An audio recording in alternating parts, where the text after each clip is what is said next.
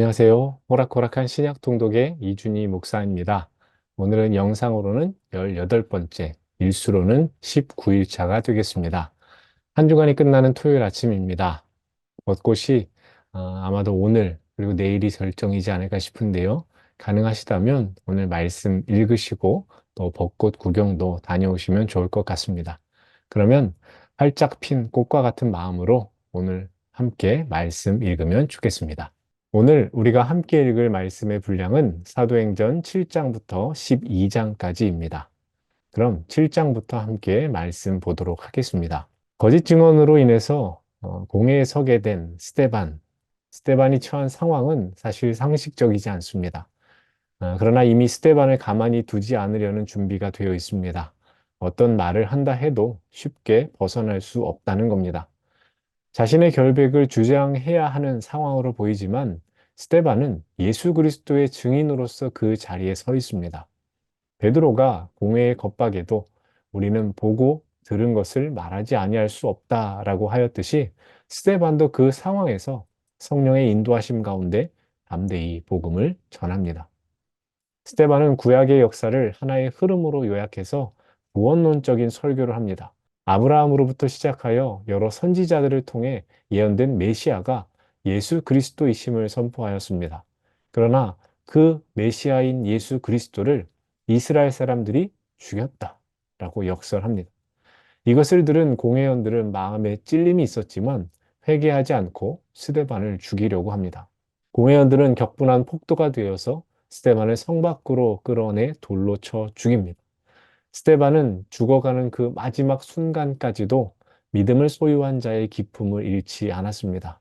그의 마지막 말은 주여 이 죄를 그들에게 돌리지 마옵소서였습니다. 8장입니다.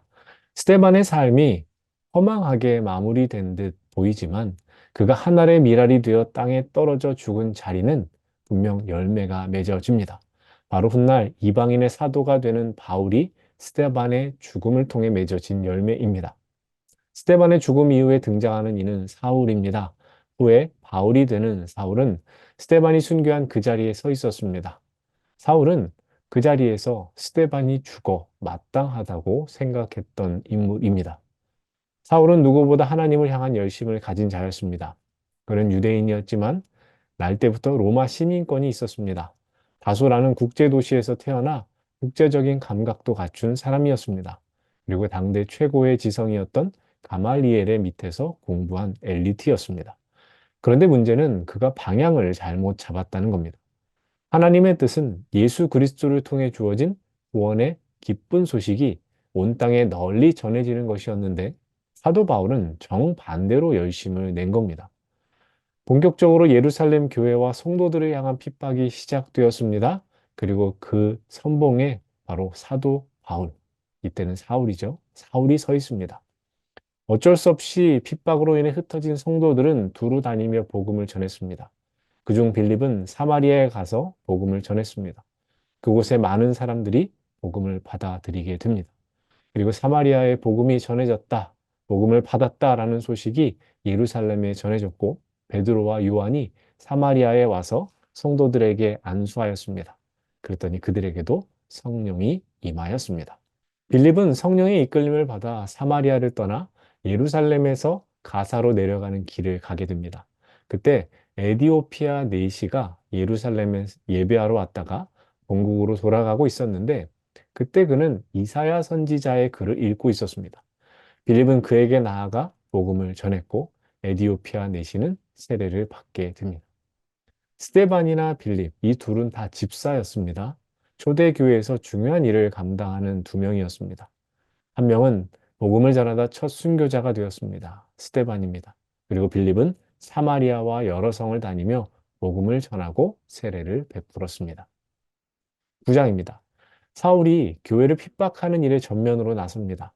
그리스도인들이 다메섹에 있다는 소식을 듣고 그들을 잡으러 다메섹으로 갑니다. 사울이 주의 제자들에 대하여 여전히 위협과 살기가 등등하였다라고 성경은 표현합니다. 여러분, 사람은 목표가 있어야 합니다. 그 목표 때문에 앞으로 나갈 힘을 얻습니다. 이처럼 사울에게는 예수를 전하는 자들을 잡아서 없애는 것이 분명한 목표였습니다. 그것이야말로 하나님의 뜻을 따르는 것이라고 그가 굳게 믿었기 때문입니다. 다메섹이 예루살렘으로부터 230에서 250km 되는 거리였습니다. 지금처럼 자동차가 있는 것도 아닌데 그 길을 열심히 달려갔다는 것. 그것은 사울에게 얼마나 큰 열심이 있었는지를 보여줍니다. 아무리 멀어도 그것은 사울에게 문제가 되지 않았던 겁니다. 다메섹에 가까이 갔을 때 호련히 하늘에서부터 빛이 사울을 둘러쌌습니다. 사울아 사울아 내가 어찌하여 나를 박해하느냐라는 소리가 들려옵니다. 누가 나에게 말하는 겁니까? 묻는 사울에게 나는 내가 박해하는 예수라는 음성이 분명히 들립니다. 예수님께서 빛으로 사울을 찾아오신 겁니다. 사실상 사울은 그리스도인들과는 정반대 지점에 있던 자였습니다. 당시 유대교 지도자들의 날카로운 칼로 쓰임을 받았습니다. 사울은 유대교에 대한 이론과 확신이 있었고 그것을 바탕으로 실행할 수 있는 의지적 결단력도 있었기 때문입니다. 그랬던 그가 예수님을 만나고 거꾸로 진 겁니다. 사울이 땅에서 일어나 눈은 떴으나 아무것도 보지 못하고 사람의 손에 끌려 다메섹으로 들어가서 사흘 동안 보지 못하고 먹지도 마시지도 아니하니라 라고 말씀에 기록됩니다. 잘못된 열심으로 행했던 사울은 이제 볼 수 없습니다. 다메섹으로 향할 때까지만 해도 자신의 의지대로 움직였던 사울은 이제 다른 사람이 이끌어주지 않으면 어디도 갈 수 없는 상황이 된 겁니다.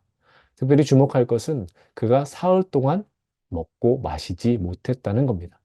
이것은 자신의 틀에서 확신했던 것을 이제 내려놓을 수밖에 없는 상황이 된 겁니다. 하나님의 강권적인 은혜 아래 그의 삶의 방향은 바뀌게 된 것입니다. 아나니아의 안수로 다시 보게 된 사울은 이제 예수를 박해하는 자가 아니라 예수 그리스도를 증거하는 자가 되었습니다. 유대인들은 그런 사울을 죽이려고 하였지만 사울은 제자들의 도움을 받아서 다메섹 성을 빠져나와 예루살렘으로 갑니다. 예루살렘에 간 사울은 제자들과 사귀려 했지만 제자들이 그의 옛일을 기억해서 두려워하였습니다. 이때 바나바가 나서서 사울과 제자들 사이를 중재하였습니다. 이제 사울은 유대인들의 원수가 되었습니다. 그래서 예루살렘에도 더 이상 머물 수 없어 다소로 보내집니다.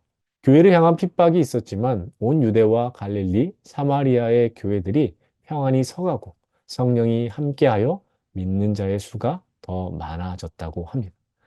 베드로는 사방으로 다니며 복음을 전하였고 애니아라는 중풍병자를 고쳐주고 요바에서는 죽었던 여제자 다비다를 살립니다. 10장입니다. 가이사랴에 살던 로마 백부장 고넬료와 그의 가족들이 구원받은 일이 나옵니다. 고넬료는 경건한 사람으로 하나님을 경외하며 다른 이들을 구제하고 하나님께 항상 기도하는 자였습니다. 하나님은 꿈을 통해 부정한 짐승을 잡아 먹으라고 베드로에게 말씀을 하셨는데 베드로는 거부합니다. 하나님은 계속해서 말씀하십니다. 내가 깨끗하게 한 것을 내가 속되다 하지 말라. 이는 베드로가 가진 이방인 구원에 대한 선입견을 깨트리시기를 원하시는 하나님의 뜻입니다. 베드로는 성령의 인도하심을 따라 곧 이방인 고넬료의 집으로 가서 복음을 전합니다. 고넬료와 그의 가족들에게 성령이 임하였고 베드로는 이방인의 구원을 인정하게 되었습니다. 베드로는 고넬료와 그의 가족들에게 예수 그리스도의 이름으로 세례를 베풀었습니다. 11장입니다. 베드로는 예루살렘에 돌아가 이방인에게도 성령이 임하였다라는 소식을 전합니다. 사마리아를 포함한 이방 지역에 복음이 전해졌고 세례도 베풀었지만 여전히 이방인의 구원에 대한 선입견이 존재하고 있었던 때입니다. 그리스도인이 되었지만 여전히 선민의식을 버리지 못한 결과입니다. 베드로도 처음에는 그러했습니다. 고넬료의 집에서 있었던 사건은 모든 믿는 자에게 구원을 주신 하나님의 능력, 복음에는 차별이 없다는 것을 우리에게 알려줍니다. 스데반의 일로 시작된 환란으로 인해서 흩어진 제자들은 베니게와 구브로 그리고 안디옥까지 갑니다. 제자들은 가는 곳마다 복음을 전했고 특히 안디옥에서는 복음의 결실이 크게 맺어집니다. 이 소식이 예루살렘 교회에 전해졌고 예루살렘 교회는 바나바와 바울을 안디옥에 파송하여서 안디옥 교회를 든든히 세워가게 하였습니다. 그리고 안디옥 교회는 흉년이 들어 어려워진 예루살렘 교회를 위해서 부조를 걷어 바나바와 사울을 통해서 전달하게 됩니다. 예루살렘 교회 교인들은 더 뭉치기를 원했습니다. 복음을 듣고 주 앞으로 나온 많은 사람들이 하나가 되기를 원했습니다.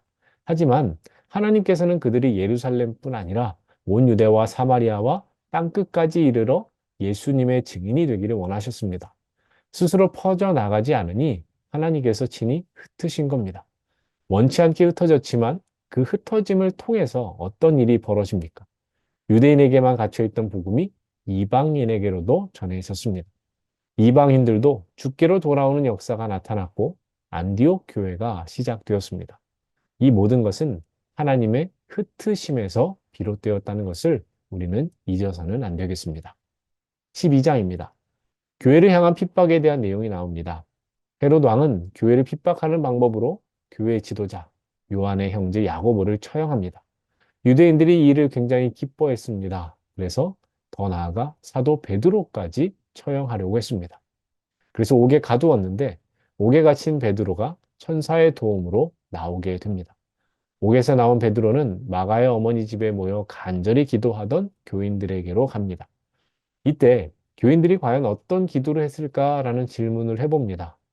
아마도 베드로가 옥에서 빠져나오게 해달라 기도했다기보다는 베드로가 그 어려운 상황에서 끝까지 예수 그리스도를 저버리지 않는 믿음 주시기를 기도하지 않았을까 싶습니다. 그러나 하나님께서는 그를 옥에서 건져 주셨습니다. 헤롯 왕은 베드로가 옥에서 사라진 일로 인해서 자신의 계획이 틀어지자 그 책임을 물어 간수들을 죽였습니다. 계속해서 헤롯 왕에 대한 이야기가 나오는데 헤롯은 예루살렘을 떠나 가이사랴에 갑니다.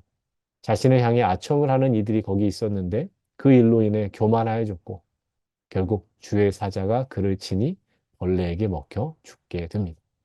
헤롯의 죽음에 이어서 교회의 성장에 대한 기록이 나옵니다. 헤롯이 그토록 잠재우려 했던 교회는 오히려 흥왕하였습니다. 복음은 하나님의 뜻입니다. 그 누구도 복음의 진전을 막을 수 없음을 우리는 깨닫게 됩니다. 바나바와 사울은 마가를 데리고 예루살렘에서 안디옥으로 돌아가는 내용이 나옵니다. 여기까지가 오늘 우리가 함께 읽을 말씀의 내용이었습니다. 그러면 오늘 암송할 말씀을 보겠습니다. 오늘 암송할 말씀은 사도행전 11장 24절입니다. 바나바는 착한 사람이요 성령과 믿음이 충만한 사람이라. 이에 큰 무리가 주께 더하여 지더라. 바나바는 성령과 믿음이 충만한 사람이라. 이에 주께 더하여 지더라. 착한 사람이요 충만한 사람이라. 이에 큰 무리가 더하여 지더라. 바나바는 착한 사람이요 성령과 믿음이 충만한 사람이라. 이에 큰 무리가 주께 더하여 지더라. 아멘. 이 시간은 여러분의 통독에 기쁨과 즐거움을 드리는 시간, 호락호락한 퀴즈, 호퀴즈 시간입니다. 오늘 문제는 다음과 같습니다. 로마 군대의 백부장이며 베드로를 통해 복음을 듣고 세례를 받은 이 사람은 누구인가요?